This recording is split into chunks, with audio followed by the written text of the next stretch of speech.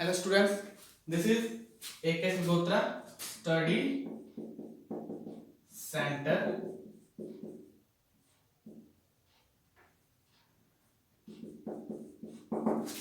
at Janial. ठीक है, and today we will start the topic electric field due to infinitely long straight uniformly charged wire. ठीक है, तो आज हम क्या फाइंड करेंगे? इलेक्ट्रिक फील्ड किसकी वजह से? एक बहुत ही लंबी वायर होगी और जो क्या होगी, यूनिफॉर्मली चार्ज होगी। अब इसको चार्ज कैसा दिया होगा?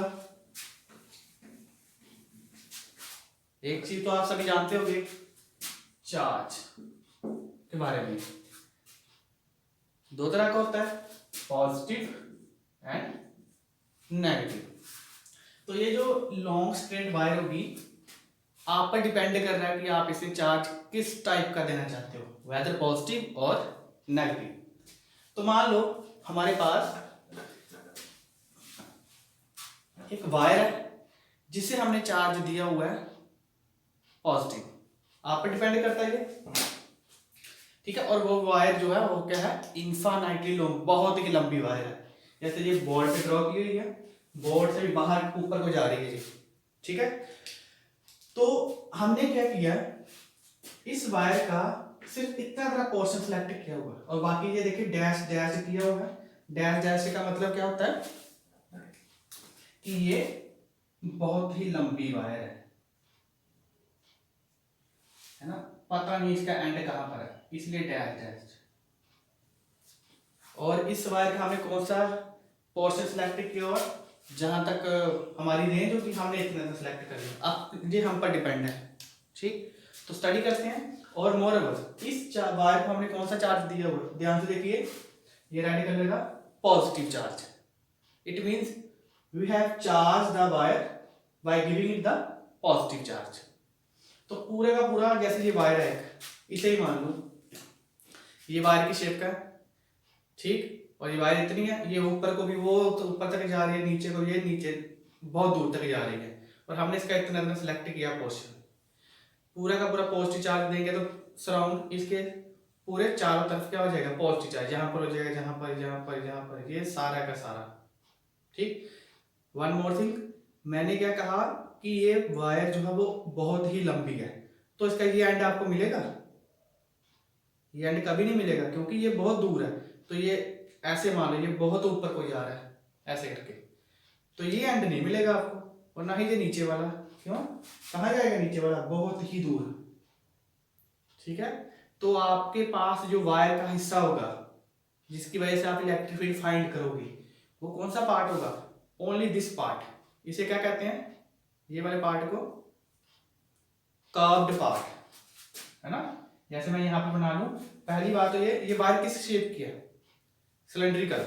तो मैं क्या बना सकता हूं, एक सिलेंडर। और ये सिलेंडर जो है ये बहुत ही बड़ा, इनफाइनाइट है, ये बहुत ही बड़ा है ना। वायर ऐसी है और यहाँ पर चार्ज ऐसे ऐसे ऐसे पॉजिटिव दिया हुआ सारे।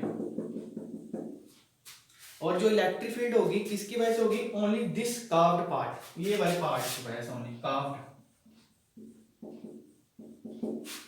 इसी की वजह से होगी। ये वाला कंट्रीब्यूट नहीं करेगा, क्यों, क्योंकि हमें पता नहीं इसका एंड कहां पर है, ऊपर।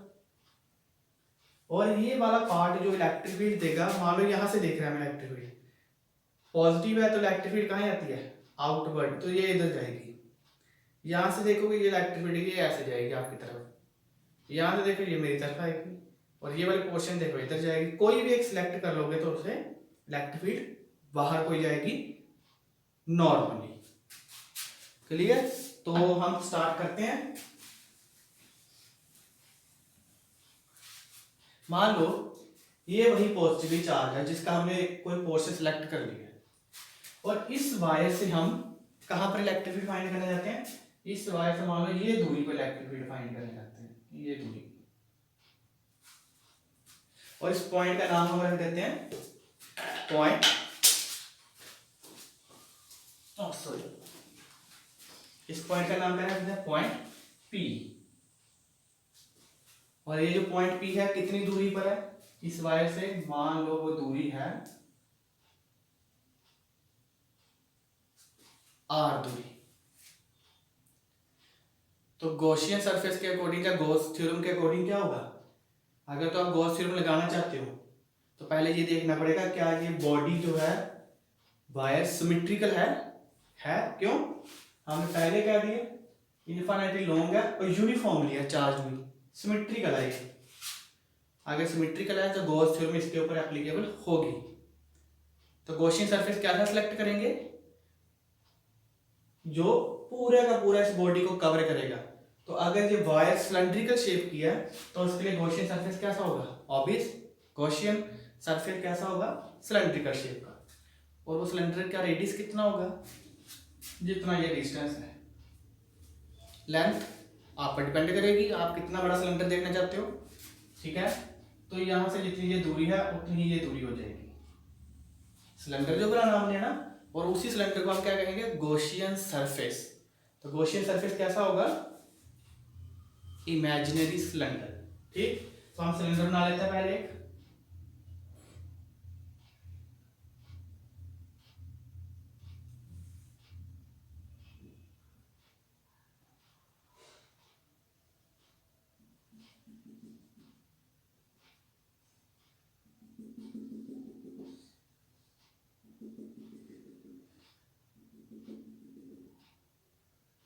तो ये गॉसियन सिलेंडर बन गया है, ठीक है। तो शुरू करते हैं इसके बारे में।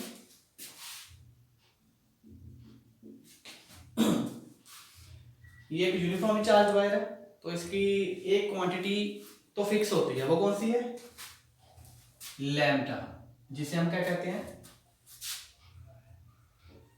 लीनियर चार्ज डेंसिटी, और उसे हम लिखते हैं किससे, लैम्डा से।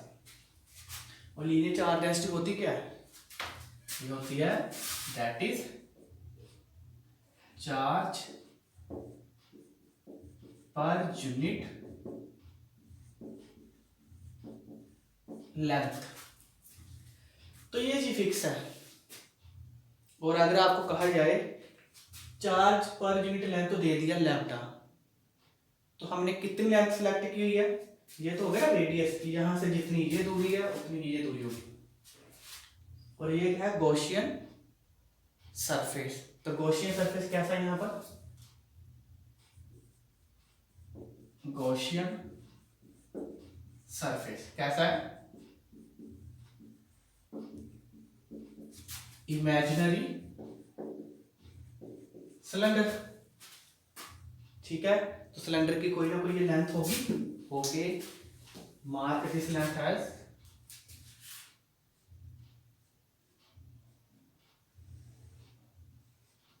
एल।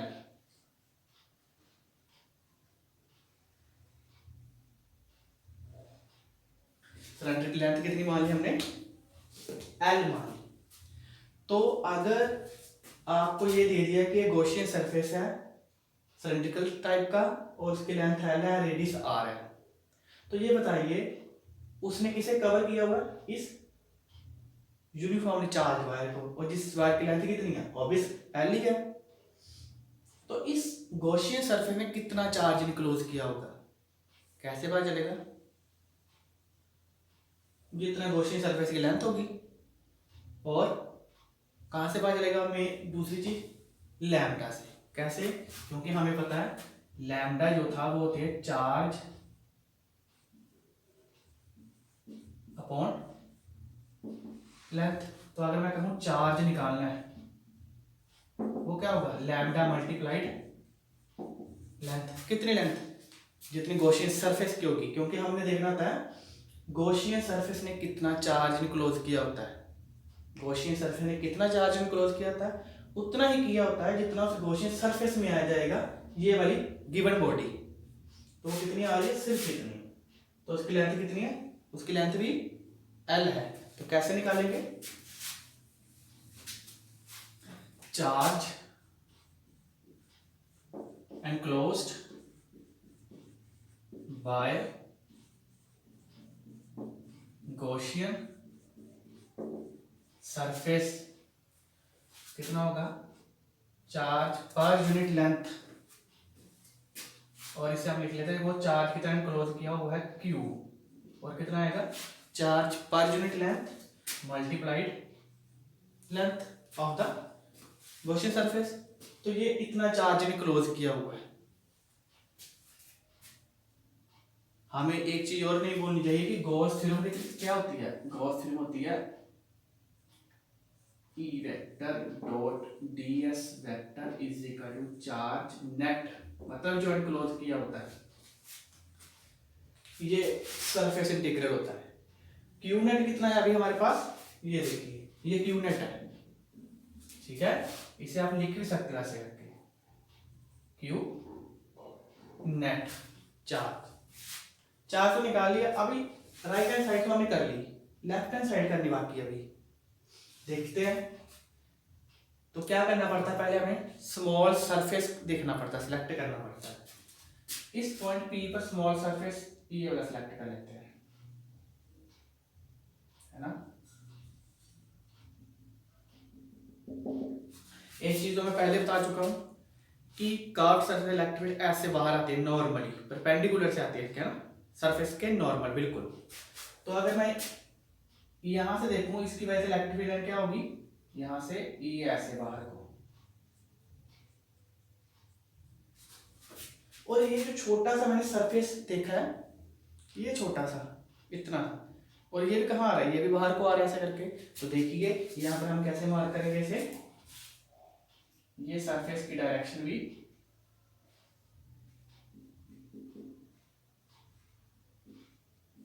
यही होगी, और ये सरफेस कितना है, स्मॉल सरफेस ds, दोनों की डायरेक्शन सेम हो गई।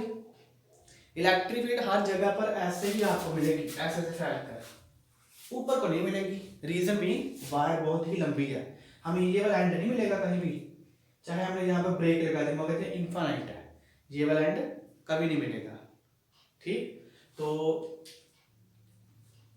यहाँ पर देखिए ऊपर वाले हिस्से पर, ये वाला ऊपर वाला हिस्सा, यहाँ से सरफेस की डायरेक्शन क्या गई है, ऊपर को, यहाँ ये ऐसे आएगी, अगर सीधा कर दो ये ऊपर को, तो सरफेस देखिए इस केस में सरफेस ऊपर को जाएगा,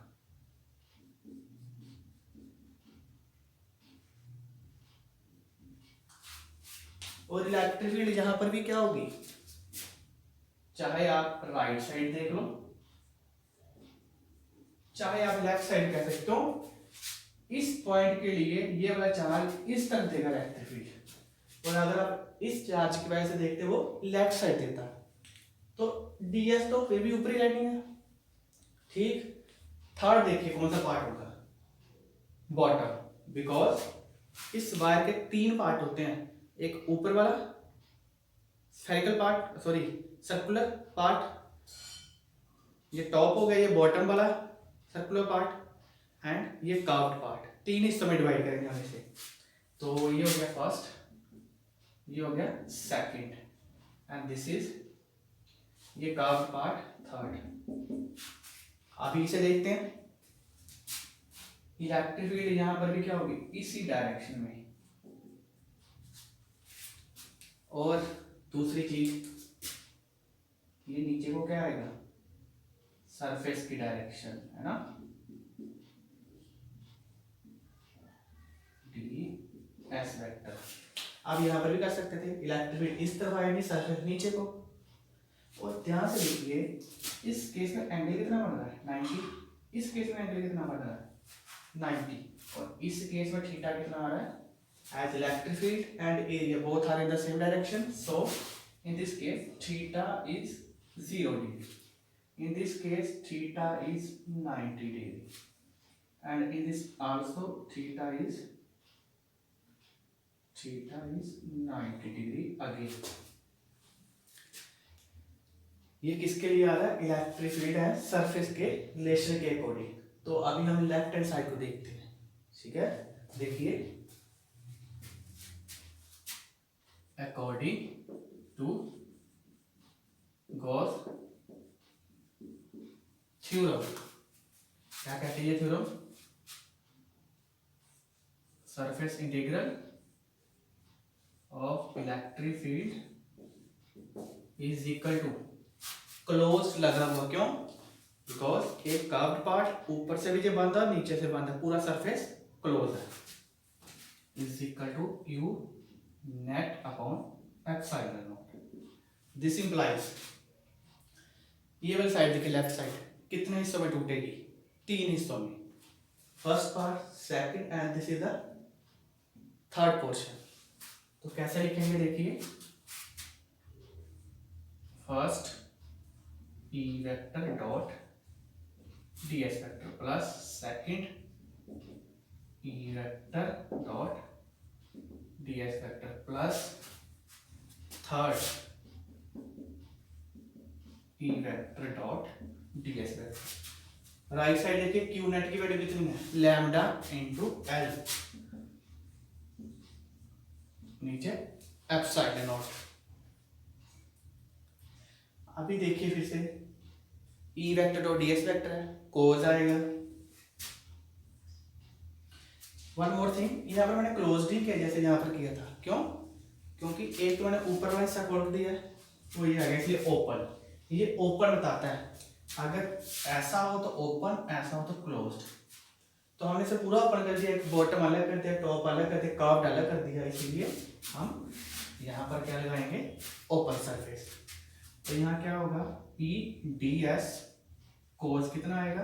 angle between electric field and surface, first part देखिए 90 कोस 90 डिग्री, सेकंड पार्ट में देखिए ई डी एस अगेन कोस 90 डिग्री। इलेक्ट्रिक फील्ड ई ही रखी है बिकॉज ये यूनिफॉर्मली चार्ज हुआ है, हर जगह पे इलेक्ट्रिक फील्ड एस एक जैसी मिलेगी। कंडीशन डिस्टेंस सेम होना चाहिए। तो ये देखिए, ये डिस्टेंस सेम है, और यहाँ पर इलेक्ट्रिक फील्ड देख रहे, हम यहाँ पर देख रहे थे, ठीक है? हम यहाँ पर एक्चुअल में देख रहे थे इलेक्ट्रिक फील्ड, यहाँ से इलेक्ट्रिक फील्ड और ये ऊपर हो जानी थी। थर्ड सरफेस देखिए कौन सा है? ई डी एस कोस कितना आएगा इस केस में? थर्ड केस में इलेक्ट्रिक फील्ड और सरफेस में angle 0 degree, which is equal to lambda L upon epsilon naught. Cos 90 0, term 0 हो जाएगी, ये अगेन ये भी 0 हो जाएगी, कोस 90 0 होता है, कोस 0 कितना था? 1, तो यही बचेगी only third. E D S is equal to lambda L upon epsilon naught. ध्यान से देखिए, इलेक्ट्रिक फील्ड क्या है? यूनिफॉर्म है। यहाँ पर लिख सकते हो E is uniform electric field. Reason being because we have given the charge, uniform charge to the wire. Uniform है, ये देखिए यूनिफॉर्मली चार्ज है। तो यहां से फिर हम इलेक्ट्रिक फील्ड को बाहर निकाल सकते हैं बिकॉज ये यूनिफॉर्म है, कांस्टेंट है ds।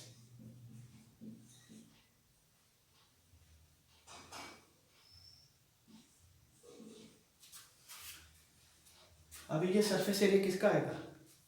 पूरे सिलेंडर का, जो ये वाले पोर्शन का, सिर्फ पूरा सिलेंडर मतलब कर्व, टॉप और बॉटम भी इंक्लूड होगा, और ओनली कर्व्ड का मतलब होता है ये वाला। तो ध्यान से देखिए, ऊपर वाला और नीचे वाला पोर्शन तो 0 हो चुके हैं, बचा क्या? सिर्फ कर्व्ड, ये वाला पोर्शन। तो कर्व्ड सिलेंडर के कर्व्ड सरफेस एरिया का फॉर्मूला वो क्या होता है? होता है 2 पाई आर एच। यहाँ पर एच का काम कौन कर रहा है? एल। ध्यान से देखिए, तो क्या आएगा? E into 2 pi R, radius R है, into L is equal to lambda L upon ये एल कैंसिल हो जाएगा, तो आपको क्या मिलेगा? E 2 pi R is equal to lambda upon epsilon naught. It mean E becomes equal to lambda upon 2 pi epsilon naught और साथ में R, and this is the expression for electric field intensity due to uniformly charge infinitely wire. अभी आपके दिमाग में question आ रहा होगा, electric field is the vector quantity and right hand side every parameter is each and every parameter is a scalar quantity। Charge पर जो length scalar quantity, नीचे तो सारा कुछ स्केलर है। तो वेक्टर कैसे बनाइए, लेफ्ट हैंड साइड तो vector, right hand side scalar. तो वेक्टर फॉर्म में लिखने के लिए देखिए, इन वेक्टर फॉर्म, इन वेक्टर फॉर्म। ध्यान से देखना, अगर मैं कहूं ये पॉइंट की वजह से इलेक्ट्रिक डायरेक्शन ये इधर होगी, बिकॉज ये तो जीरो हो जाएंगे ना दोनों, कितना ही है फर्स्ट एंड सेकंड जीरो होगी। यहाँ पर देखें इलेक्ट्रिक इधर, यहाँ से देखेंगे इलेक्ट्रिक इधर, यहाँ से देखेंगे इलेक्ट्रिक इधर, कोई एक पार्टिकुलर डायरेक्शन है नहीं। तो अगर कोई एक पार्टिकुलर डायरेक्शन नहीं होती है तो हम क्या करते हैं, फिर वहां पर एक ऐसा यूनिट वेक्टर सिलेक्ट करते हैं जो सभी के लिए एप्लीकेबल हो जाए, कि आप कौन सी डायरेक्शन देख रहे हो वो उस समय वही बन जाता है। ठीक है, अगर आप ये कह रहे हैं एक्स एक्सिस है तो वो वाला ऐसा यूनिट वेक्टर होगा वो एक्स आई कैप बन जाएगा। अगर आप कह रहे हैं ये वाली डायरेक्शन है वो वाई एक्सिस है तो वो ऐसा यूनिट वेक्टर होगा वो जो जे कैप बन जाएगा। तो ऐसा यूनिट वेक्टर का को हम कैसे लिखते हैं, in vector form, E vector is equal to lambda 2 pi epsilon naught into R. तो वहां पर हम क्या लिख देते हैं, एन कैप। बहुत इजी है, अगर एक्स एक्सिस है तो एन कैप क्या हो जाएगा, आई कैप। बट ये जो वायर की वजह से इलेक्ट्रिक फील्ड है वो कर्व्ड सरफेस है ये वाला, तो ये कर्व्ड सरफेस पूरा का पूरा आ रहा है, इसमें कोई एक डायरेक्शन नहीं आ रही, ना एक्स आ रही ना वाई, ना एक पर्टिकुलर नहीं आ रही, तो पूरे का पूरा स्फेरिकल टाइप सिलेंडर का कर्व्ड सरफेस आ रहा है। तो एक पर्टिकुलर डायरेक्शन ना होने की वजह से हम एक रैंडमली यूनिट वेक्टर चूज करते हैं, वो कौन सा है, एन कैप।